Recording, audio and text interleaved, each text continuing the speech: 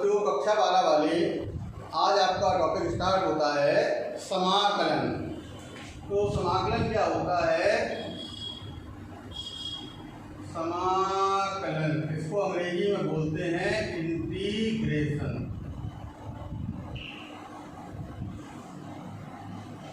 अब इंटीग्रेशन माने अवकलन की प्रतिलोम संक्रिया। अवकलन की प्रतिलोम संक्रिया को समाकलन कहते हैं। तो अवकलन का समाकलन का चिन्ह होता है ये वाला।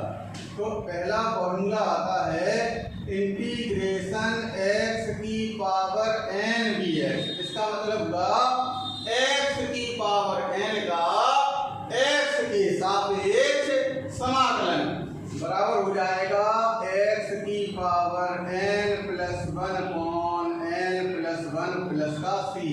यहाँ पर जो c होता है इसको बोलते हैं समाकलन अचर या स्वेच्छ अचर, और यहाँ पर n डज नॉट इक्वल -1। दूसरा फॉर्मूला आता है इंटीग्रेशन 1 dx। 1 का समाकलन हो जाता है x प्लस c। तीसरा है इंटीग्रेशन e की पावर x dx। तो e की पावर x का समाकलन e की पावर x।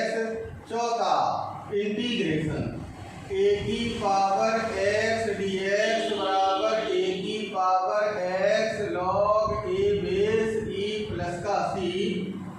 पांचवा है इंटीग्रेशन e की पावर x, a की पावर x कराया 1/x इंटू dx। 1/x का होगा log x प्लस c। छठवां integration sine x into dx बराबर minus cos x plus c। सातवां integration cos x dx equal होता है साइन x प्लस का c। आठवां integration sec square x dx equal हो जाता है tan x प्लस का c। नौवां integration sec x into tan x into dx equal sec x plus c। 10वां integration cosec square x into dx equal minus के cot x plus c। 11वां integration cosec x into cot x dx equal minus cosec x plus c।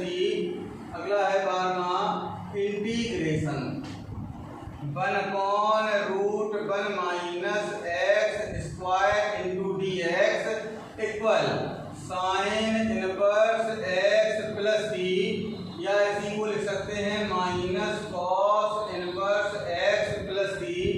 13वां है अगला integration 1/1 plus x square dx equal हो जाता है tan inverse x plus c या minus के cot inverse x plus c। 14वां है integration 1/x root x square minus 1 into dx equal हो जाता है sec inverse x plus c या माइनस के cosec inverse x plus c। अगला 15वां integration 1/x square dx equal minus 1/x plus c। 16 integration 1/√x dx equal 2√x plus का c।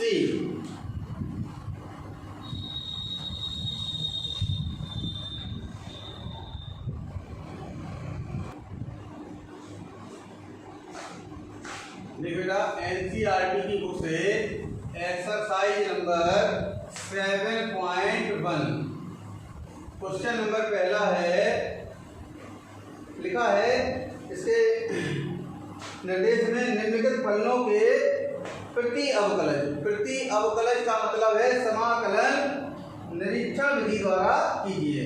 तो क्या करते हैं, पहला सवाल दिया है integration sign 2x into dx, ये है प्रतिस्थापन द्वारा।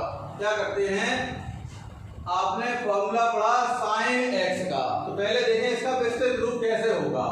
तो साइन 2x लिखा है, हमने फॉर्मूला पढ़ा है साइन x का, तो इसमें क्या करते हैं, मान लेते हैं, माना 2x इक्वल कितना t। अगर हमने 2x को t मान लिया तो यहाँ फलन हो जाएगा t में, तो समाकलन भी होगा t के सापेक्ष। तो फिर इस dx की वैल्यू dt के पदों में याद करेंगे, तो अवकलन करते हैं इसका x के सापेक्ष। तो differentiate with respect to x, तो 2x की अवकलन 1 t का हो जाएगा dt ओवर dx। फिर यह गुणा कर लेते हैं, तो dx equal 1/2 into dt equal हो जाता है साइन 2x को हमने माना t और dx की वैल्यू 1/2 dt। अब फलन भी t का है और समाकलन हो रहा है t के सापेक्ष, बराबर हो गया 1/2 साइन t। जैसे साइन x का हमने समाकलन अभी बताया माइनस कॉस x होता है, तो साइन t का क्या हो जाएगा, माइनस कॉस t और प्लस का कितना c बराबर -1/2 कॉस t की वैल्यू क्या होगी 2x, क्योंकि हमने t क्या को माना था, 2x को माना था। हमारा सवाल x में है, आंसर भी काय में आएगा x में। ये तो हो गया विस्तृत। अब देखें सेकंड मेथड, तो सेकंड मेथड देखेंगे, इंटीग्रेशन लिखा है साइन 2x इंटू dx। जैसे हम अवकलन में करते थे, तो जो फलन में x के स्थान पर लिखा होता था, जैसे आपने लिखा देखा होगा 3x 4x x² x³, ऐसे यहाँ पे समाकलन में है कि जो भी मान x की जगह पर लिखा होगा साइन x की जगह पे क्या लिखा है 2x, तो इसको हम x ही मान लेते हैं, मन में मान लेते हैं, तो क्या बन गया साइन x। तो साइन x का समाकलन क्या होता है माइनस के कॉस x, लेकिन ये x तो था नहीं, तो जो x के स्थान पर लिखा होगा उसका भाग में अवकलन कर देते हैं, तो d ओवर dx 2x और प्लस का क्या हो गया c इक्वल हो जाएगा माइनस के कॉस 2x, और 2x का अवकलन क्या हो जाता है 2 और प्लस का क्या आ गया c। देखिए बिल्कुल वैसे ही है। अगला सवाल, अब जो सवाल लगेंगे वो इसी विधि से लगेंगे। क्वेश्चन नंबर सेकंड में है दिया गया है cos 3x, क्या दिया गया cos 3x into dx।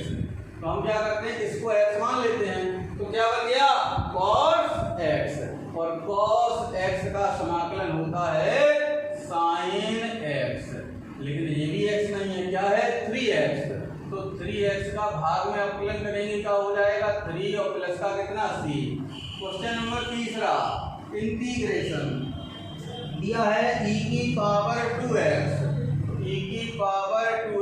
Into dx। हम फॉर्मूला जानते हैं e की पावर x का, e की पावर x की जगह पे क्या लिखा है 2x।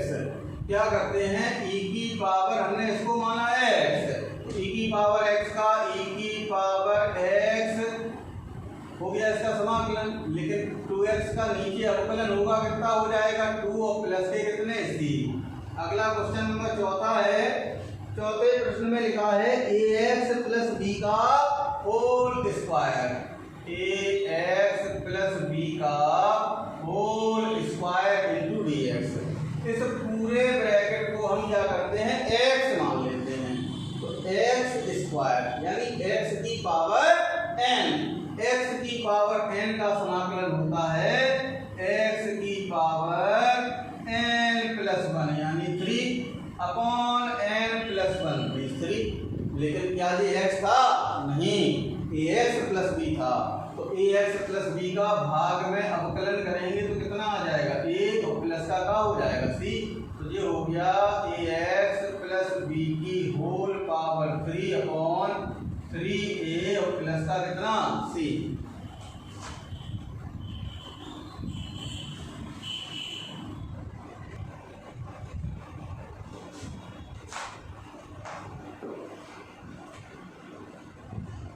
बाद नेक्स्ट क्वेश्चन देखें, क्वेश्चन नंबर 5। 5वें में दिया गया है sin 2x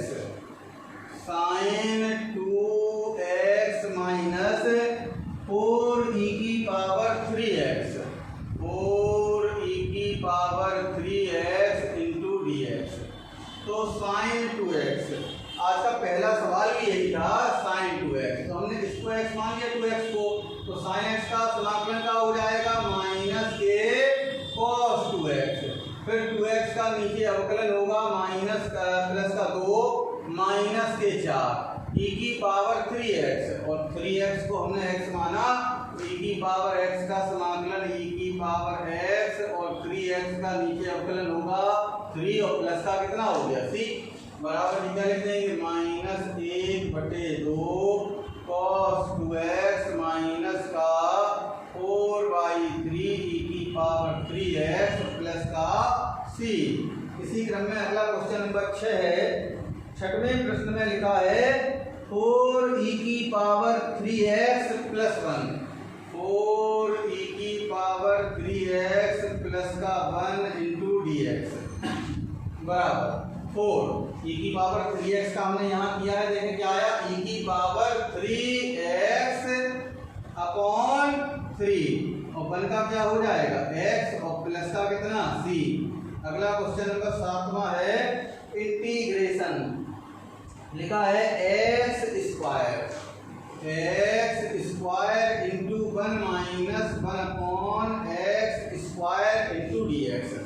अभी हमने दो फलनों के गुणनफल का समाकलन नहीं पढ़ा है, तो क्या करते हैं, पहले अंदर गुणा कर देते हैं ब्रैकेट में, क्या हो जाएगा x स्क्वायर माइनस का 1 इंटू dx बराबर x स्क्वायर अर्थात x की पावर n, x की पावर n का x की power n plus 1 upon n plus 1, यानी 2 में जोड़ेंगे 3, जितना हाथ में उतने नीचे, माइनस 1 का हो जाएगा x और प्लस का कितना c।